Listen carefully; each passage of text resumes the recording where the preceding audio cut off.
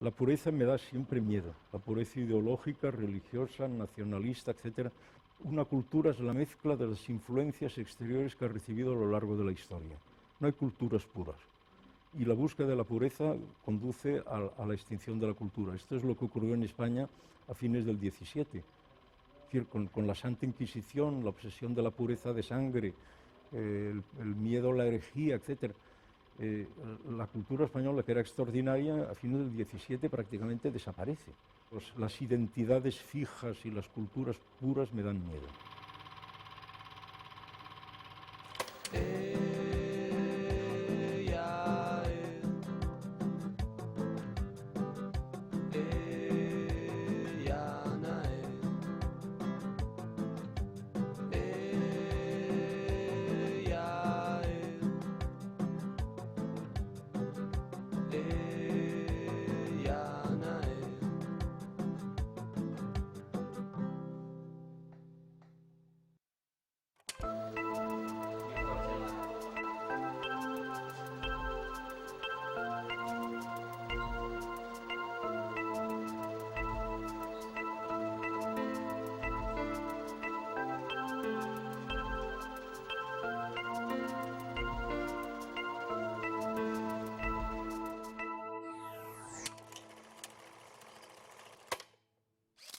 Yo empecé a escribir, claro, en plena época franquista.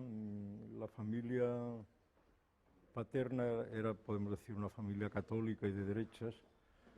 Recibí la educación católico-fascista propia de los años 40. En realidad, muy joven me distancié de ello. Quiero decir, creo que a partir de los 17 o 18 años tenía la impresión de que no me convenía vivir en aquel país. Y hice una primera visita a Francia en el año 53, bueno, y 3 meses que pasé en la Cinemateca comprando todos los libros que no podía comprar en España. Es decir, era un cambio tan brutal que en cuanto pude, gracias a la traducción francesa de uno de mis primeros libros de juventud, empecé a escribir muy joven, cuando tenía 23 años. Conocí a Monique Lange, que era la responsable, la secretaria del servicio de traducciones, y ya me quedé a vivir en París. Es decir, en los primeros años, el tipo de literatura que hacía era un poco una literatura comprometida de alguna manera, porque cuando hay una censura política, la censura tiene toda la propiedad. Es como el rey Midas, que todo lo que tocaba se convertía en oro. Cuando hay una censura política, todo se convierte en política. Y era inevitable pasar por esto. Cuando empecé a escribir y firmar, porque durante años escribí en la prensa francesa de izquierdas con seudónimo, pero cuando firmé con mi nombre, pues ya supe que no podía regresar. Y a partir del año 66, es decir, de la publicación de Señas de Identidad, toda mi obra fue prohibida hasta la muerte de Franco. Y cuando regresé, de algún modo, fue una decepción. Una decepción en varios sentidos. Primero, yo había querido durante algún tiempo, aunque luego fui el primero, yo creo que el primero en advertir que el régimen no se derrumbaría por la oposición de izquierdas o por el Partido Comunista, sino que era la dinámica que se estaba creando en España la que iba digamos, a dejarlo como un antigualle que se derrumbaría por sí solo, que fue lo que ocurrió. Pero cuando escribí esto en el año 64, yo nunca fui del Partido Comunista, pero era lo que se llamaba un compañero de viaje. Entonces me cayeron encima acusándome de favorecer una determinada fracción de la dirección, etc. Es decir, que me encontraba por un lado atacado con una ferocidad por la prensa de Franco y por otro lado como un divisionista, como dice usted. Entonces esto me apartó también del campo político, pero al volver a España también encontré otra cosa. Había vivido la mayor parte de mi tiempo en París, en un barrio multiétnico donde hay judíos, armenios, árabes, turcos, hindús, pakistaníes, etc. Al llegar a España veía solo españoles. La verdad me pareció horroroso. Es decir, estaba acostumbrado ya a la diversidad y esta homogeneidad me resultó muy chocante.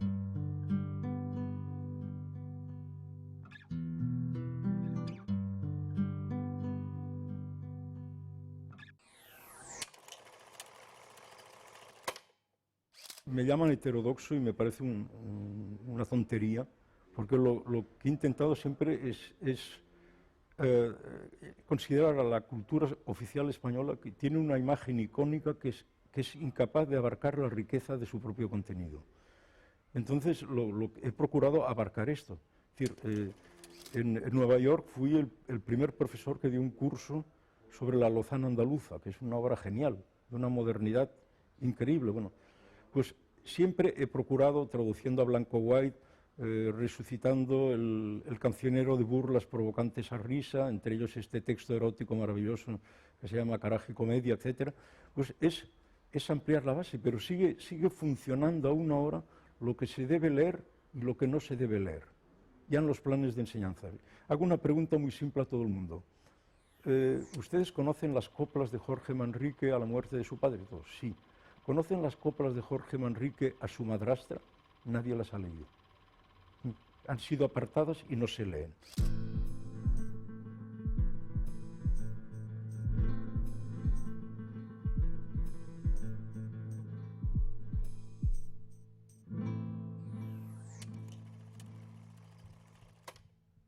Resulta muy difícil aún ahora hablar del hecho de que con un 99,99% de probabilidades Cervantes era un cristiano nuevo, es decir, descendiente de judíos.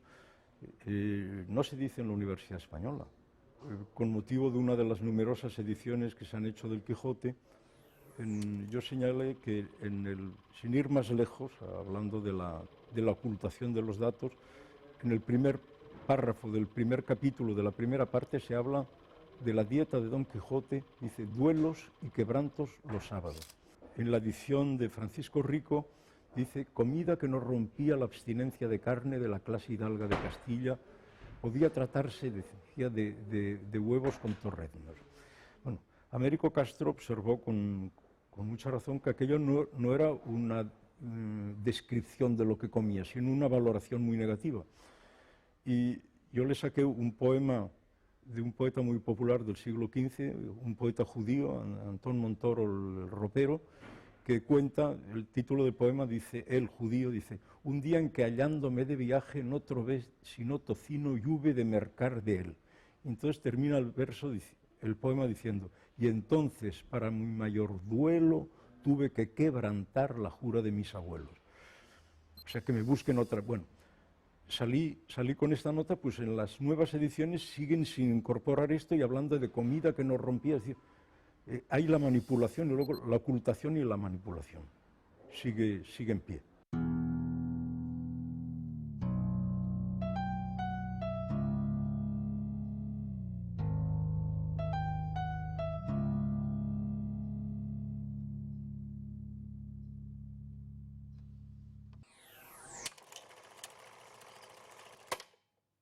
Quise, con motivo del llamado quinto centenario del descubrimiento, pues propuse dar un curso sobre Blanco White y su reacción frente a la sublevación de las colonias en toda Iberoamérica.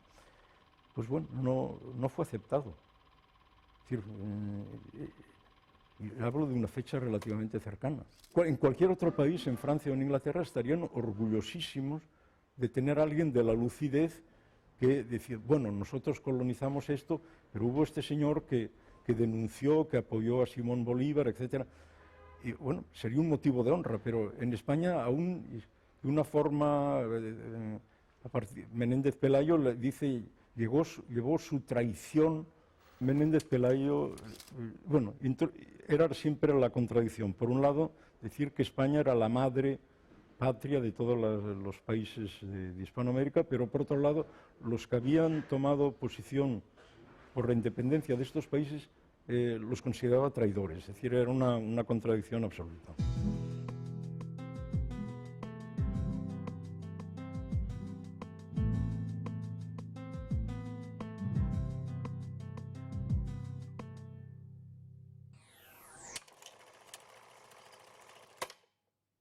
Creo que se han escrito en los últimos años centenares de novelas y de libros sobre la Guerra Civil Española.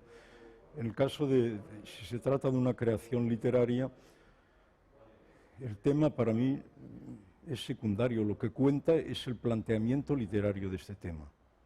Entonces, sí, se puede pasar ahora ya es un tema.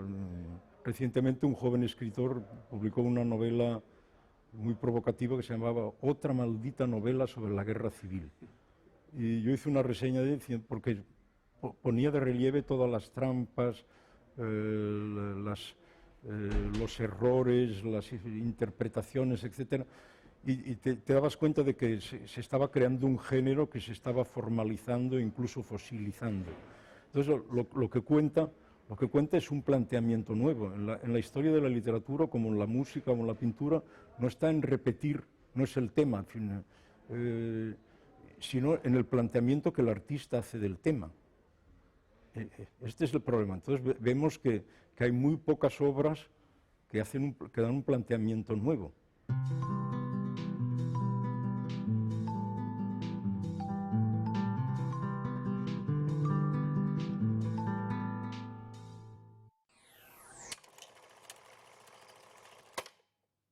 Yo creo que el silencio puede ser, bueno, es una señal muy clara de un desacuerdo por parte de un creador cuando calla, pero claro, esperamos de él también que dé una creación, que sea un creador. Lo que ocurre en el campo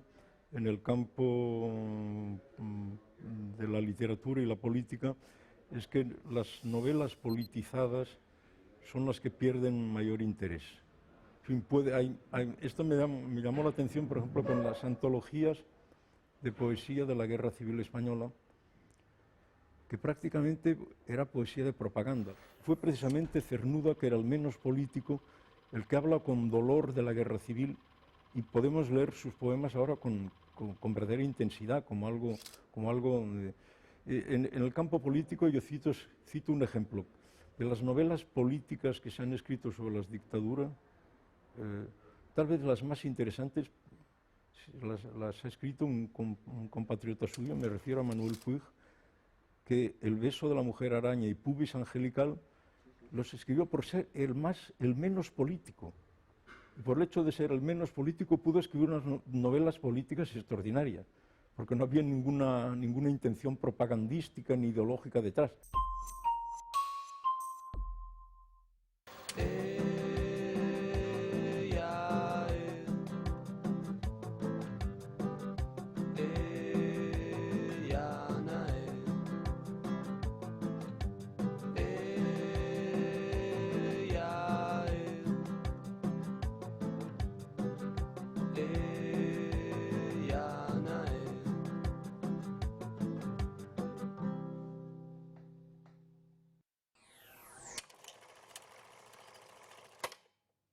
Yo celebro obviamente la transformación de la sociedad española, que un país de pobre como el que yo conocí se haya convertido en un país, digamos, podemos decir, próspero. Pero en el campo literario lo que ocurre es que hay que tener una idea muy clara en lo que se puede llamar el texto literario y el producto editorial. Yo trabajé durante años en la editorial Gallimard, en París, y allí tenían una idea muy clara publicaban producto comercial para publicar textos literarios. Es lógico, un editor debe ganar dinero para publicar, pero ahora nos encontramos con que todo el mundo quiere solo publicar, prácticamente, con muy raras excepciones, productos comerciales. Y entonces la literatura va quedando poco a poco arrinconada. Yo conozco a media docena de jóvenes escritores españoles que han escrito en los últimos años novelas interesantísimas y que con unas dificultades enormes para encontrar un editor, y una vez editadas, para tener acceso a la gran prensa, porque no son editoriales conocidas. Yo hablando con uno de ellos le dije, mire, yo tengo la absoluta seguridad de que si ahora firmara Perico de los Palotes y enviase Don Julián a las editoriales españolas, ninguna editorial lo tomaría. es así, el texto difícil, el que estimula, el que provoca, el que aporta algo nuevo, es dejado de lado para los que dan más de lo mismo, es decir, como estos sándwiches de las hamburgueserías que se comen, se digieren y, como decían los clásicos, caen por el despeñadero del recto.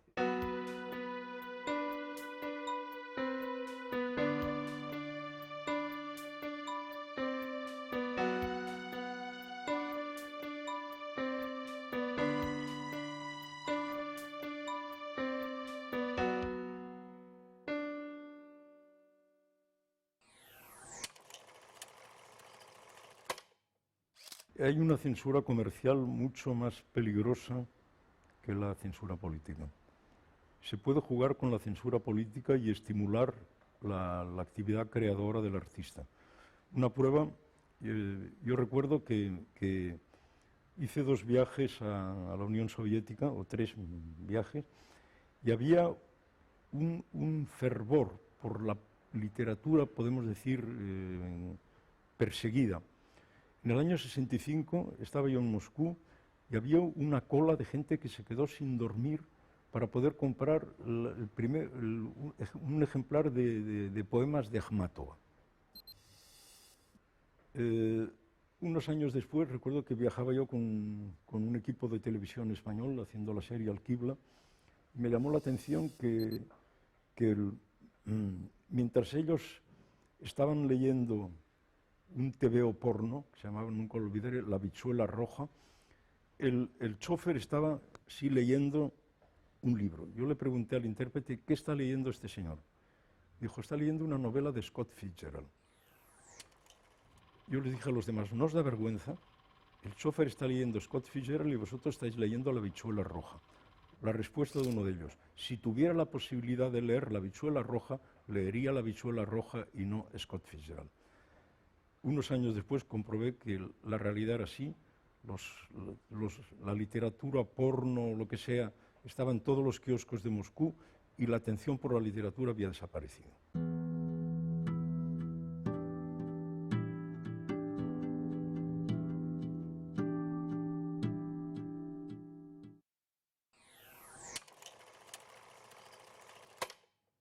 Tengo horror de todo nacionalismo. Por principio, es decir, no soy ni nacionalista español, ni nacionalista vasco, ni nacionalista catalán. En fin, el nacionalismo me produce un rechazo.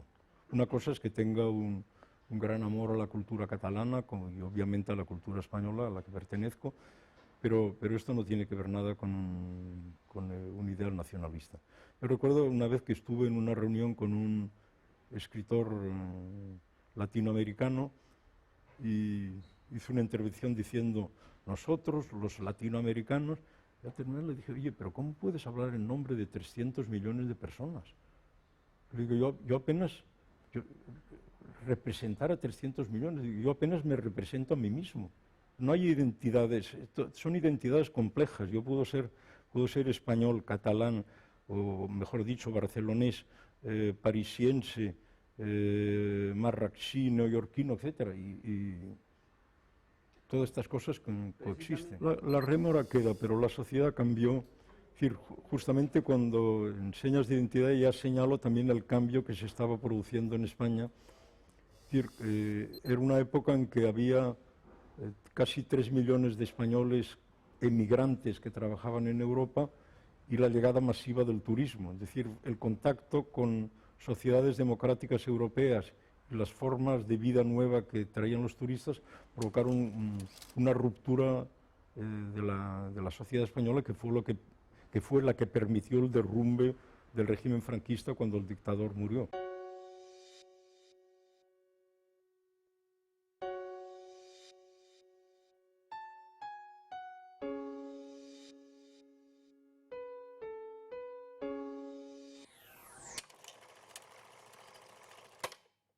Octavio Paz escribió en una ocasión, diciendo, nuestra época será la venganza de los particularismos. Hablaba ya de la mundialización. Y es cierto, es decir, se provocan reacciones identitarias, el miedo bueno, lo que está ocurriendo en Francia ahora, este voto del miedo de que Francia deje de ser Francia por el número de inmigrantes que hay, por la... Sí, es una... España lo ha vivido en diversos periodos y me parece que al revés, este miedo es destructivo. Es decir, la fuerza de una cultura se muestra en su capacidad de asimilar las demás culturas, su capacidad de fagotizar las demás culturas. Y cuando se cierra y se vuelve sobre sí mismo y mira al ombligo, esta cultura decae inevitablemente porque la pureza conduce a la nada.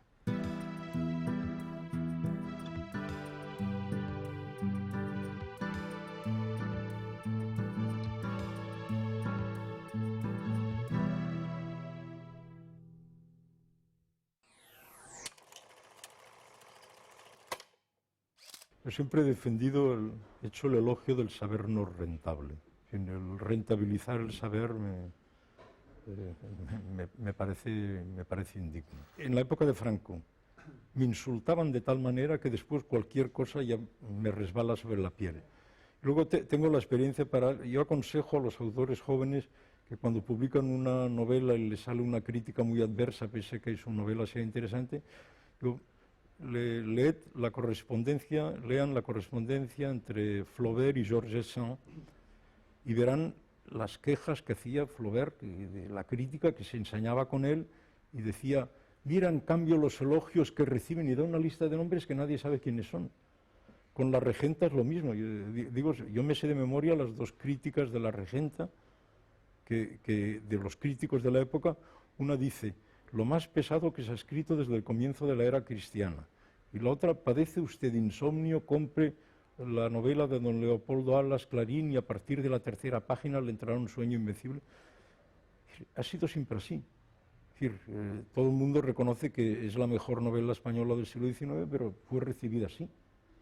Entonces, a mí no me choca nada, es decir, cuando me consideran que soy en un orden clasificatorio el 34º, en fin, me hace reír simplemente. Yo pienso, si no tengo nada que decir, pues me callo. Nunca escribo nunca me he planteado la literatura como algo para ganar dinero, sino que he procurado ganar dinero para poder escribir. Ese es un planteamiento totalmente distinto. Y para mí la consideración económica no entra. Si se vende, se vende. Si no se vende, pues bueno, lo siento, pero es así.